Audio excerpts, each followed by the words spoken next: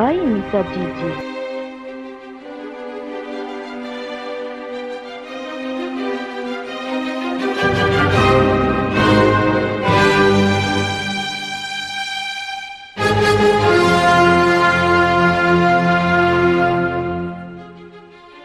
Ataompoko ny raketako ny teninao mba tsy hanotako aminao. Salama tsirony folozato ekeny folo.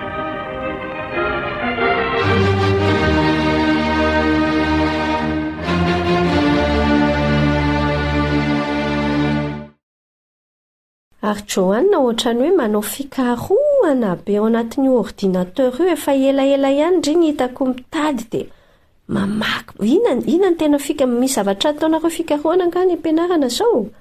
Mitady toerana. Mitady toerana anaovana inona? Hoe vakiako izany zavatra tedavindry izany? Ohatra toerana tsy misy fahoriana. Izany ve zany nisoratandry amin'ity Google ity? Tena matotra be. Dia mahita an'io ve ndry? Vao mitady ako. Raha mahita an'io ndry tonga dia zavatra lainga be zany fa tsisy an'izany. Tsisy zavatra tsisy izany. Andao ataontsika sy mamoa vavaka ho anahy manokana le izy fa za fa maninona nefa tady ho leo fahoriana mihitsy kely io koa ndriko leo fahoriana tady tsy ho vitako tsony. Andao angatahana amin'ny tompo fa ozy iny hoe angatao izay tianareo mba ho tanteraka ny fifalianareo. Za zao faly raha mahita toerana tsy misy fahoriana tsy misy fijaliana. Andeha tokamonina zany ry?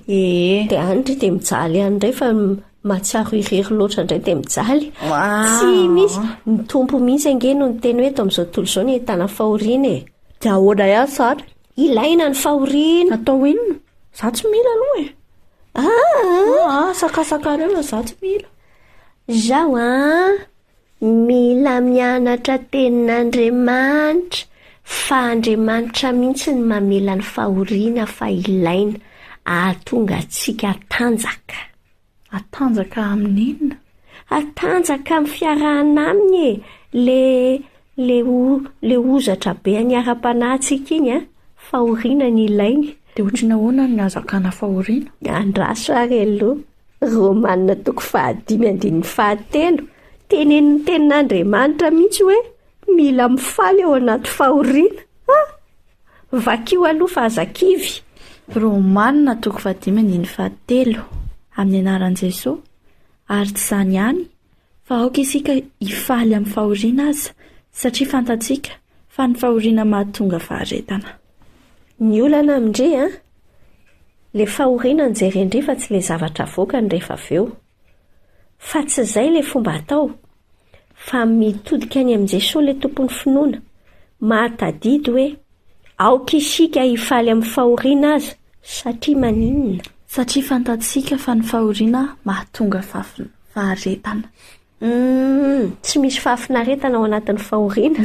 Saika fahafinaretana ny tenenin'i Joanna fa faharetana. Mety tsy misy fahafinaretana avy hatrany fa mianatra mifaly tsika. Romanina 5:7 mantsy miteny hoe aoka isika hifaly amin'ny fahoriana aza satria fantatsika fa ny fahoriana mahatonga faharetana. Safidy Joanna amin'ny fomba hijerena n'ilay izy, ilay zavatra ho avoakany rehefa io faharetana io ny miasa ty anatintsika dia misy voninahitr'Andriamanitra mipoitra rehefa avy eo anie.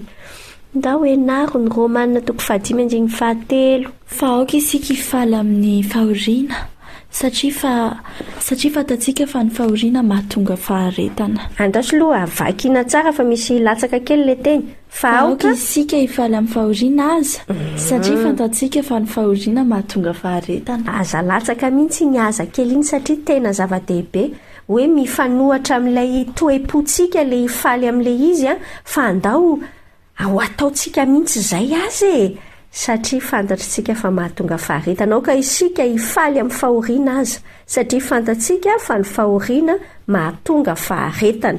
Dia mitoy tenin'ny apôstôly Paoly io faharetana io misy mahatonga hatsara-panahy voaza toetra ny indray mitarika fanantenana dia iny mitarika zavatra tena mijoro tsara amin'ny fiainantsika tsy mampamenatra le fanantenana hoentiny iny Romanina 5:7 hoe fa aoka isika hifaly amin'ny fahoriana aza satria fantatsika fa ny fahoriana mahatonga faharetana.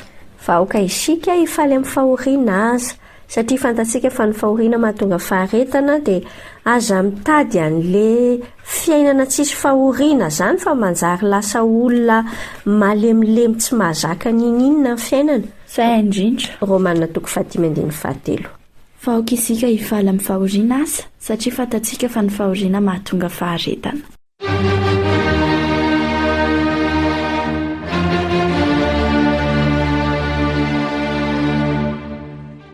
Ombay mitadidy.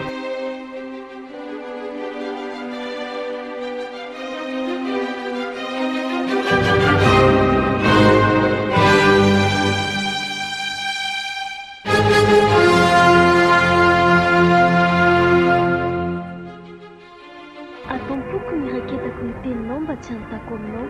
Salama, tsirondro tolozato.